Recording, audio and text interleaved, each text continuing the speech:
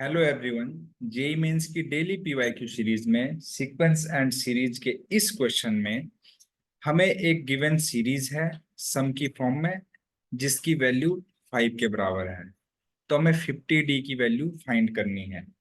अब देखिए, सबसे पहले कभी भी हमें इस टाइप से अगर दिखाई दे कोई भी सीरीज तो हमें ट्राई करना चाहिए उसके लिए जनरल टर्म लिखने का, है ना। तो जनरल टर्म लिखकर उसको सिग्मा वाली फॉर्म में बदलने की कोशिश करनी चाहिए। अगर आप देखेंगे, अगर यहाँ पे 1+d है तो यहाँ पे 1+2d है। मतलब यहाँ पर जितना 1+d है उससे एक बार d यहाँ पर ज्यादा है। यानी कि अगर इसके लिए मैं जनरल टर्म लिखना चाहूं तो इसको लिख सकता हूं 1+n-1 इंटू डी कह सकते हैं। n-1 इंटू डी, है ना। और 1+n-d। अब आप बोलेंगे कि जनरल टर्म कैसे हुई है। अगर आप 1 की वैल्यू रखते हैं, देखिए n=1 रखेंगे अगर, तो आपको फर्स्ट टर्म मिलेगी। देखिए ये, है ना। n=, जैसे रखेंगे यहाँ पे 1 मिल जाएगा फर्स्ट ब्रैकेट में, सेकंड ब्रैकेट में 1+d। n=2 रखते ही आपको सेकंड टर्म मिल जाएगी। तो एक्चुअल में ये हो गई जनरल टर्म tr। अब क्योंकि ये सारे के सारे जो टर्म है वो समेशन की फॉर्म में है तो इसको हम सिग्मा करके लिख देते हैं। और n की वैल्यू जो है 1 से लेकर कहां तक है, 10 तक है, राइट। 1 से लेकर 10 तक है, तो मैंने इसको सिग्मा की फॉर्म में लिख दिया है। अब आपने एक चीज हमेशा ध्यान रखनी है, जब कभी भी इस टाइप का एक्सप्रेशन हो जिसमें अपॉन में दो एक्सप्रेशन इनटू में हो, और अब तो हमें क्या सोचना चाहिए, क्या इनका डिफरेंस न्यूमरेटर में है। अगर नहीं है तो बनाने की कोशिश करनी है।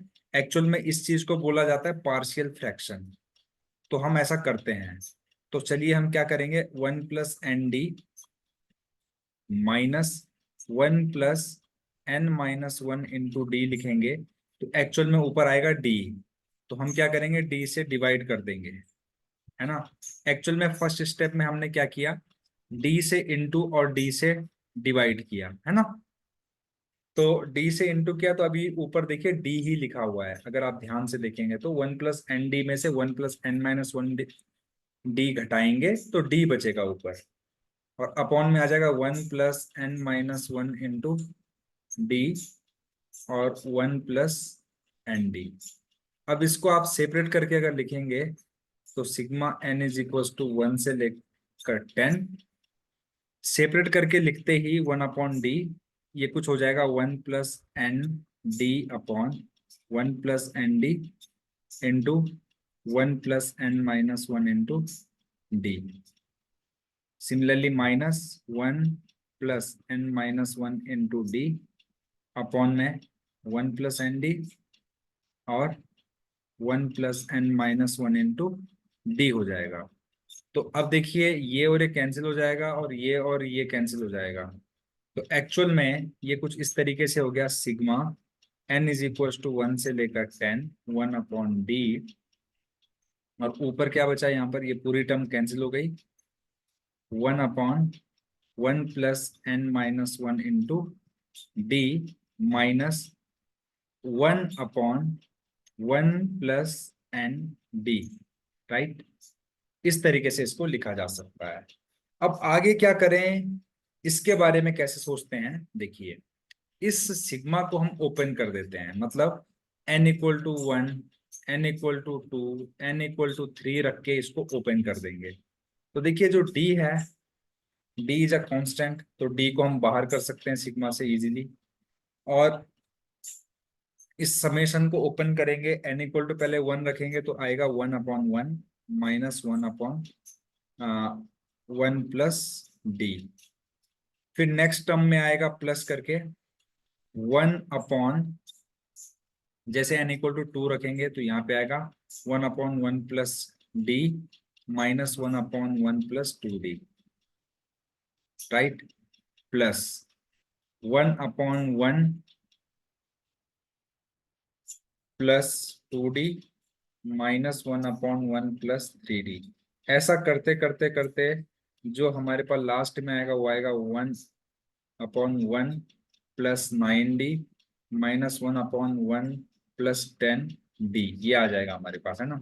अब आप देख रहे होंगे सेकंड से नेक्स्ट वाली फर्स्ट टर्म कैंसिल हो जा रही है, इस तरीके से देखते जाइए आप, ये सब कैंसिल हो जाएंगे यहां तक, और हमारे पास अल्टीमेटली जो आएगा वो आएगा 1 upon D 1 minus 1 upon 1 plus 10d, ये हमारे पास आ जाएगा। ये हमने किसकी वैल्यू कैलकुलेट कर दी है, ये तो पूरे सिग्मा की, यानी कि इस पूरी सीरीज का जो सम आया हमारे पास वो हमने निकाल दिया है। अब इसको 5 के बराबर रखिए, 5 के बराबर रखेंगे।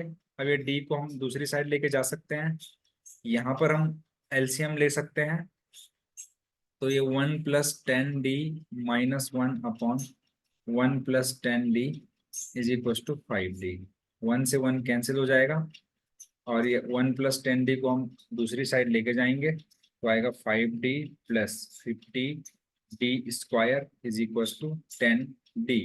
5d को दूसरी साइड लेके जाएंगे तो माइनस होके 5d बचेगा।